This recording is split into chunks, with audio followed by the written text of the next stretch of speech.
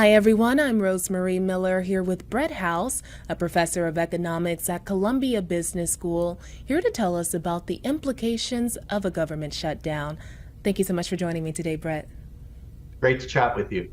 Absolutely. So, what are the potential economic consequences of a government shutdown?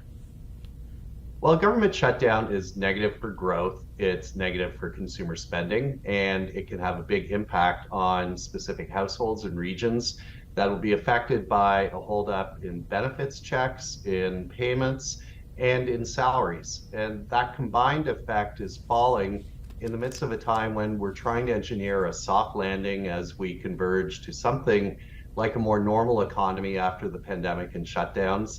And we've had significant interest rate hikes. We've also had a tiny bit of cooling in the labor market. And we have the resumption of student loan payments coming in. So a government shutdown just adds to the weight on the economy and could take it from a soft landing to a much harder one.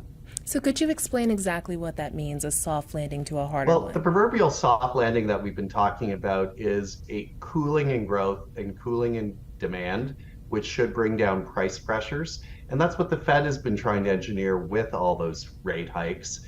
And the soft part of that landing is a return to relatively moderate growth with relatively moderate inflation without going further to a much harder landing where we see growth dive into negative territory and the prospect of a recession setting in. Oh, my. Well, are there any specific sectors or industries that are more vulnerable to the impact of a shutdown? Government workers are right at the front line of the impact of a shutdown, and they are going to feel the impact of any break in government activities in their pocketbooks. They won't be going to work and they won't be collecting a paycheck. And in regions where government contributes a substantial portion of the local economy, that impact is going to be felt most severely. And I know you talked about benefits earlier as well. How will it impact government programs such as Social Security, health care, infrastructure projects? Well, you touched on a real sweep of things that are potentially affected by a shutdown. On the benefits side, we could see low income households, particularly where they're concentrated, seeing a huge impact from the holdup in payments. And that's going to have a material impact on people's lives. Other longer term projects, such as infrastructure spending, as it's held up, may or may not cause immediate impacts in the economies where it is meant to be falling. But it doesn't add to our efforts to try to engineer that soft landing. It can only be a heavier weight on the economy at this point. So, what are the implications for the national debt? Well, to the extent that this inhibits spending, it could have a mildly positive impact on the national debt.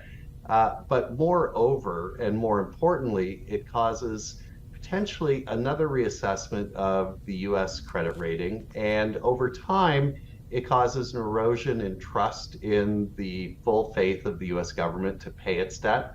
And what we could see is a further downgrade at some point. And so, And that would increase the cost to the government for borrowing. speaking of the faith, I want to talk about consumer confidence in business investments. What could be the long term effects? Well, let's look first at the short-term effects, because one of the things that's been sustaining consumer spending has been the extra cushion built up in savings as people deferred spending on experiences or travel, sports or cultural events during the shutdown that we saw in 2020 and through the reopening in 2021. And that extra cushion is now more or less gone for low income and medium income households. Higher income households still are showing some excess saving. And with that rundown in that excess saving, we're now in a situation where lower and middle income households are more or less purely dependent on current income to keep fueling saving. And if that income is held up by a shutdown, that can only be negative on the consumption side. Right. Now, looking to the longer term, it could mean that people continue to hold slightly higher proportions of their income in savings as a kind of buffer against a future shutdown happening because these seem to be becoming more frequent. So what can we expect from the financial markets because of this uncertainty with the government shutdown? Well, you're likely to see some dent in equity markets. You may also see a further backup in rates, which have already started going up at the longer end of the curve. And those reflect two things. One, on the equity side, slower growth and slower spending going forward, and an increased possibility of recession as we go into 2024. And on the rate side, greater a greater uncertainty about the future financial health of the United States and the smooth planning of policies to maintain that financial health. So are there any policies or strategies that can be used to kind of mitigate the negative impacts of a government shutdown? Well, it's hard in the moment to mitigate the impact, but what would be more productive is to change some of the policy and procedural rules that govern how budgets are passed in the US Congress to ensure that once a deal is done, that it covers a longer period of time and is not subject to the kind of holdups that we've seen repeatedly for small factions of Congress. Well, Brett, is there anything else on your radar that you think should be on ours, or just anything we should know about the government shutdown in particular?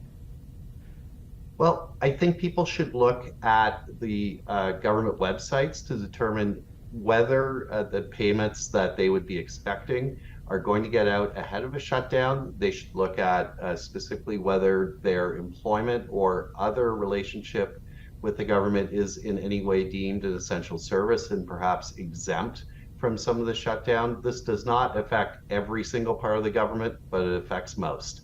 Okay. Thank you so much for joining us today, Brett. It's great to speak.